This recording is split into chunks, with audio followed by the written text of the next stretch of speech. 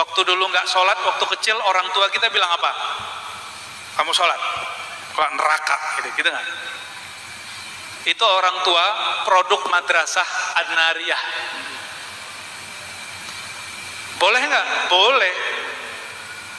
Cuma kok yang ditampilkan sekolah-sekolah kurikulumnya neraka. Kenapa cuma itu? Kenapa hanya jalalnya Allah, tidak rahman jamalnya Allah? Coba nanti di rumah dicek Asmaul Husna, Al-Asmaul Husna lebih banyak isinya kasih sayang atau kebencian? Kayaknya juga nggak ada tuh Allah Maha Membenci, ada nggak? Al-Muntaqim artinya bukan Maha Membenci, Maha Membalas. Al-Qahar, Al-Jabbar juga bukan. Tidak ada satu nama pun dari nama-nama Allah dia Maha Membenci. Tapi kenapa hari ini orang yang mengaku menjadi hamba Allah di kalbunya tersimpan kebencian-kebencian? Karena dia belum tauhid bisyuhud. Nama Allah belum nyantol, udah ngomong marifat. Nama Allah belum masuk ke dalam kalbunya, sudah ngaku-ngaku wusul. Ini tauhid bisyuhud. Level satunya apa? Menyaksikan nama Allah terpancar dalam kalbu. Maka para ulama-ulama sufi dari masa ke masa, kita ambil saja imam yang diikuti thariqahnya oleh guru kita, Al-Imam Muhammad Bahauddin Syah Naqsyabandi. Kenapa beliau tidak menyebut thariqatnya thariqat Muhammadiyah atau thariqat Bahaiyah? Namanya kan Muhammad Bahauddin, tapi disebut nama thariqatnya Naqsyaban. Naqs itu ukiran, ban nur, ukiran cahaya nama Allah di dalam dada. Bukan berarti dada kita belah terus keluar cahaya, pasang lampu neon aja ya. Bukan. Karena Allah bukan benda, maka cahayanya bukan cahaya fisik. Itu level 1. Level 1 minimal ada 100 makom di situ. Cuma kalau Allah mau, orang itu langsung dilempar ke makom yang di atasnya. Jadi makom itu bukan urusan mursyid. Mursyid itu tugasnya mentaklim. Innama ana qasim wallahu mu'ti. Membagi kurikulum zikir, talqin guru. Tapi naikin makom murid Allah. Maka kita nggak boleh menyembah guru, tapi kita berterima kasih kepada guru, karena dialah kita mengenal yang disembah. Makanya Imam Abul Abbas Al-Mursi, guru Ibnu Athaillah As-Sakandari, pengarang Hikam, mengatakan, seandainya kusifa, dikasyafkan hakikatnya wali-wali Allah, la ubidu, maka mereka akan disembah oleh orang-orang awam. Dulu saya jelasin kenapa Nabi Isa disembah oleh orang-orang pengikutnya di zaman itu. Kita jelaskan itu, nggak percaya mereka. Saya dituduh kafir, musyrik, murtad, lengkap sudah. Kita senyum aja nggak bales, maklum. Ngakunya udah baca kitab tasawuf bertahun-tahun. Ternyata kalam Abul Abbas Al-Mursi pun dia nggak kenal. Itu murid Imam Syazili, guru Ibnu Athaillah, ngomong begitu. Seandainya disingkap hakikatnya wali, nggak usah ruhnya, kolbunya disingkap, dibuka kolbunya, memancarlah nama Allah. Allah. Orang awam kira itu Allah, maka disembah. Paham? Itu kenapa bertasawuf basicnya mesti berakidah. Bertasawuf basicnya mesti berakidah. Nggak akan dipisah berakidah itu dengan bertasawuf. Maka kita kalau Beberapa kajian tasawuf ngaji sifat 20 dulu supaya tidak mengkultuskan orang-orang suci. Cukup memujinya tapi tidak menyembahnya.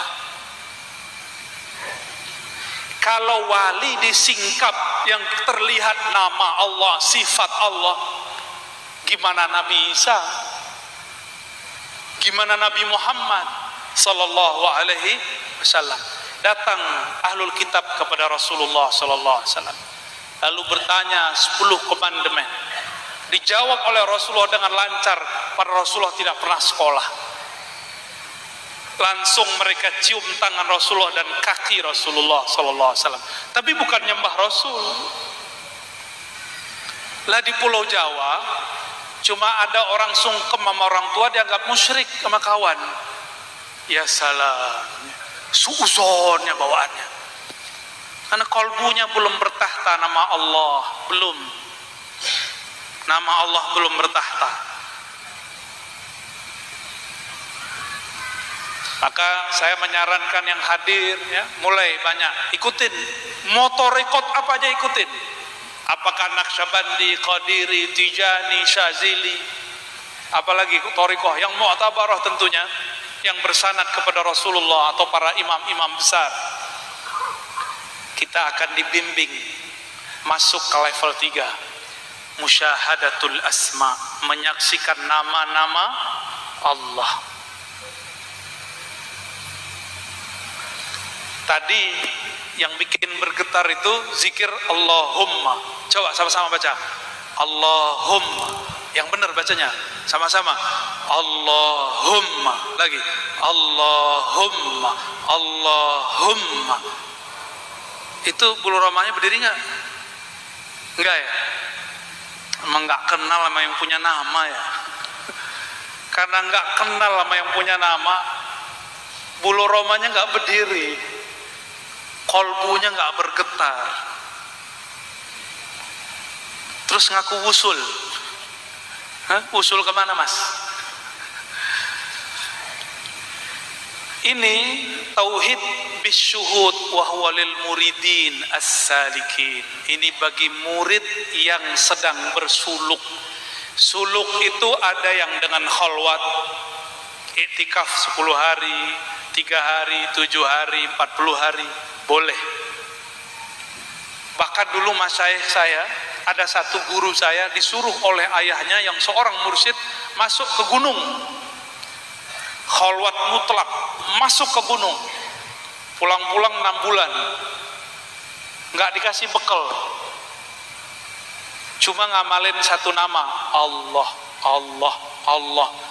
Sekarang murid-murid pengennya ngejar kurikulum, 3 hari udah pengen ganti zikir, 10 hari udah nanya-nanya, kenapa khalifahnya Pak Kiai Nizam nih belum datang ngajarin zikir yang baru nih ya. Dulu kami nggak ada begitu, kalau belajar zikir bisa setahun cuma nyebut nama Allah, Allah, Allah. Kalau sekarang karena orang-orang sudah mulai menstandarisasi, akhirnya ngejar kurikulum tetapi wusulnya nggak nyampe-nyampe.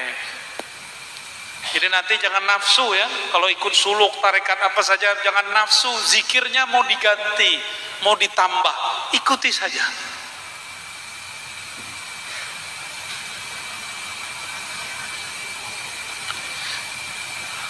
Jadi ini untuk murid dan salik. Ada suluk khalwat, ada suluk namanya jalwat. Sidi Syekh pengarang matannya, Syekh Mahmud Afandi, nama torikotnya Jalwatiyah atau Jalutiyah. Jalwat lawan khalwat. Jalwat itu keramaian atau terang atau kasyaf. Meskipun dalam keadaan biasa, dia hatinya tetap berkhalwat bersama Allah. Itu ya. Ini lil muridin as-salikin. Setiap torikot punya suluk yang berbeda-beda, dan semua cara itu bukanlah ini lebih hebat, itu lebih kurang. Tapi semua itu adalah rahmat Allah Subhanahu wa taala. Ada orang cocok zikir Naqsyabandi, mata dipejam, lidah dikunci, lampunya dikecilin, tenang. Ada yang enggak senang begitu. Senangnya sembari teriak-teriak. La ilaha illallah. Kalau enggak begitu kayaknya enggak asik. Dasar suka ngerok dulunya. Sebelum tobat ini rocker. Masuk torekot, ya torekotnya yang jahri-jahri, dijaharkan, nggak apa-apa juga. Lain lagi dengan para kiai biasanya, kiai-kiai asatis yang suka baca kitab, itu cocoknya torekotnya yang banyak auratnya. Baca zikir ini, hizib ini, rotib ini, itu cocok. Sedangkan Naqsyabandi cocok bagi orang ajami. Meskipun dia alim ajam, itu lebih senang. Lidah dikunci, mata dipejam, kolbunya bermain, kolbunya bekerja. Kebanyakan begitu. Itu sebabnya Thariqat Naqsyabandiyah banyak berkembang di luar Arab. Meskipun di Arab juga banyak, tapi banyak sekali di luar Arab, terutama di negeri kita, Indonesia. Alhamdulillahirabbil. Dan dulu pejuang-pejuang di negeri ini, sebagian mereka adalah orang-orang yang bertarekat. Alhamdulillah. Tauhid level ini yang paling bawah apa namanya tadi? Musyahadatul asma. Minimal ada berapa tangga? 90. Tapi di satu tangga ada 70.000 hijab Allah Subhanahu wa ta'ala. Kalau dipikir-pikirin hijab kita nggak berani naik. Tapi jika Allah berkehendak, si hamba akan ditembuskan ke sana. Di atas itu namanya tauhid bisyuhudil af'al atau musyahadatul af'al. Tauhid menyaksikan af'al perbuatan Allah Subhanahu wa ta'ala. Orang ini dia karam fana dalam dua nama Allah, kudrat dan iradat. Kudrat, iradat. Kalau dia sampai di ujung, maka Allah akan berikan kepadanya sirkun. Itu sebabnya beberapa aulia itu bismillah saja bisa terbang. Pernah lihat orang terbang nggak? Nggak pernah. Beneran? Norak ya. Lihat burung terbang tiap hari, takjub nggak? Burung terbang, takjub nggak? Terus kenapa takjub sama orang terbang? Burung tiap hari terbang, nggak pernah tuh keren. Wali al-burungi, ada nggak? Nggak ada. Maka orang awam menyaksikan kewalian itu lewat keramat yang zahir, disebut karamatul akwan di kitab ini. Tapi kalau orang yang sudah mulai berilmu, karamat itu bukan karamatul akwan, tapi karamatul ma'ani, karamat maknawi. Itu lebih tinggi. Musyahadatul af'al inilah yang disebut oleh orang syuhudul wahdah fil kathrah, memandang keesaannya dalam kerabaman fiil-fiil, perbuatan-perbuatan Allah.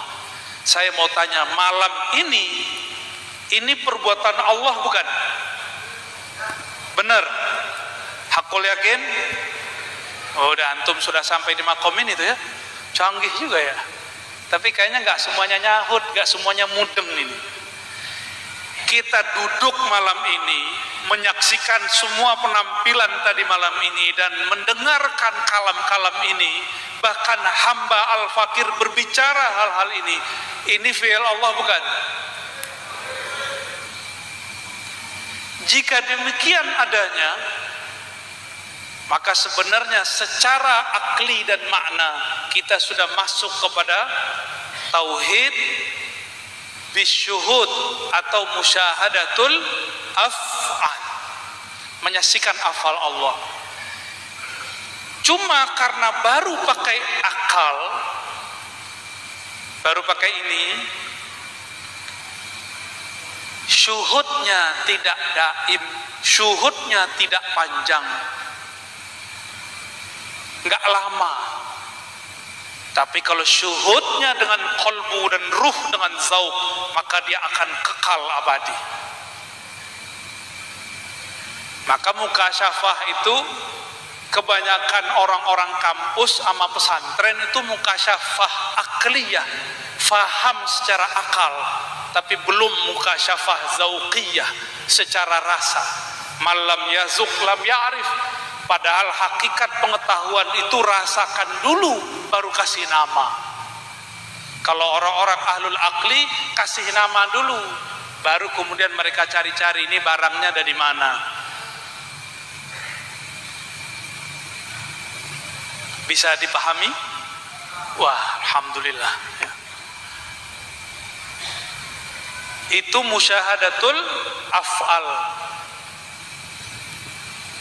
Maka dalam memandang perbedaan, perbedaan itu fiilnya Allah, perbuatannya Allah. Rata-rata semuanya ini punya sosial media, benar? Facebook punya, tapi kalau muka-mukanya kayaknya nggak semuanya punya Instagram ya, apalagi TikTok. Rata semua punya Facebook. Seneng nggak di like orang? Gimana like itu begini? Gitu ya, seneng? Benar ya? Betul, seneng. Jika ada orang like kita, itu fi'il Allah bukan? Fi'il Allah bukan? Yang kenceng lah, fi'il Allah bukan? Oke. Sekarang ada orang begini, unlike sama kita. Ada? Fi'il Allah bukan? Ridho enggak? Ridho meskipun pahit gitu ya. Ar-ridho itu qabulu qadarillah ma'amurrih wa hulwih, menerima takdir Allah, perbuatan Allah, pahit ataupun manis, senang ataupun susah. Mesti ngalamin mas ya. Jangan senangnya cuma di like ya. Semua kita mah seneng, harus juga ngalamin dislike. Disitulah Imam Ghazali memberi pengajaran kepada para salik, para pesuluk. Apa kata beliau? Jika engkau sulit menemukan guru dan kawan yang menegurmu, membimbingmu, maka lihatlah orang yang benci dan menjadi musuhmu. Apa kritiknya, apa hujatannya, itulah yang mesti engkau perbaiki. Jadi kita nggak usah kemudian marah, karena itu perbuatan Allah. Anggap saja Allah lagi ngingetin kita. Jadi marah nggak? Awal-awal agak kaget, wajar. Tapi jangan lama-lama kagetnya. Ya, kaget sebentar boleh. Meskipun as-sabru inda sadmatil ula, sabar dari musibah orang biasa, tapi sabar kalau dibenci itu yang luar biasa. Tadi Kiai Abid Arifin berkalam. Siapa tadi ya? Ada orang lahir, bapaknya muslim, ibunya muslimah, anaknya ya fi'il Allah bukan? Ada orang bapaknya bukan muslim, ibunya bukan muslimah, lahirnya juga bukan muslim, fi'il Allah bukan? Tapi kita nggak boleh fatalisme. Apa arti fatalisme? Menyalahkan takdir. Allah simpen satu sifat di dalam diri namanya ikhtiar dan kasab, usaha memilih. Maka kita tidak mengutuk orang berbeda agama karena dia terlahir dengan agamanya. Kenapa? Semuanya takdir dari Allah. Tinggal dia nanti mencari kebenaran dalam ikhtiarnya. Dalam mencari itu fastabiqul khairat. Mari kita cari mana yang terbaik. Kebenaran satu, benar? Ya. Kebenaran satu, ya. Kebenaran siapa? Agama Allah sempurna, betul. Agamanya sempurna. Yang di depan saya ada sempurna belum? Jadi ada salah satu kawan saya mengkritisi, apa katanya? Ngapain maulid-maulid? Agama Allah telah sempurna. Pakai ayat Al-Maidah, Al-Yauma akmaltu lakum dinakum. Pada hari ini akmaltu, aku sempurnakan bagi kamu lakum. Yang disempurnakan bukan kamu, tapi dinakum. Akmaltu mutaaddinya apa? Din. Jadi objeknya itu din. Yang sempurna dinnya, bukan kumnya. Jadi kalau nanti ada yang bantah-bantah, jawab aja, betul agama kita sempurna, ente nggak sempurna, saya nggak sempurna. Ayat ini sering diperkosa, tahu diperkosa? Katanya nggak boleh nafsirin ayat sembarangan, dia nafsirin ayat sembarangan. Katanya kalau mentafsir ada syarat-syaratnya, lo dia nggak cukup syarat menafsir, nggak adil. Giliran kita menafsir dia nggak terima, giliran dia menafsir dianggap itu benar. Maka mereka yang sekarang memerkosa kebenaran ini, kebenaran Allah yang satu, dia anggap itu turun hanya kepadanya. Maka yang beda dengan dia, beda dengan Allah. Bahaya nggak tuh orang? Hah? Al-Quran benar, sepakat? Yang nggak sepakat kafir. Kafir bahasa kita loh ya, agama kita. Al-Qur'annya benar, sepakat? Tapi kalau Ar-Razi baca ayat, pasti benar gak? Pasti benar gak? Tuh, takut ya? Takut soal adab ya? Ya udah, bukan saya deh. Mas, Asmanipun ya ini, yang gondrong tapi disembunyiin ini. Asirin, bukan khosirin kan? Mas Asirin, kalau Mas baca ayat pasti benar nggak? Enggak. Sepakat? Tapi bisa benar nggak? Bisa benar, bisa salah. Katanya al-haqqu min rabbi, kebenaran dari Allah. Satu. Kok bisa Ar-Razi baca, Mas Asirin baca, beda kebenaran? Karena Mas Asirin mungkin kuliahnya sudah 10 tahun, mahasiswa abadi, MA ya. Saya kuliahnya baru 4 tahun, kualitas bacanya beda. Mas Asirin hafal alfiyah, saya 10 pun belum hafal. Maka cara bacanya beda. Nah, kebenaran ini yang lagi diperkosa mereka hari ini. Mereka merasa kebenaran Allah itu ada di dia, maka beda dengannya, beda dengan Allah. Ini yang akan merusak semua agama, akan merusak semua mazhab dan thariqat. Tapi kita nggak perlu memusuhi mereka ya, cukup ngingetin mereka. Jadi level 2 tauhid bisyuhud apa? Musyahadatul af'al.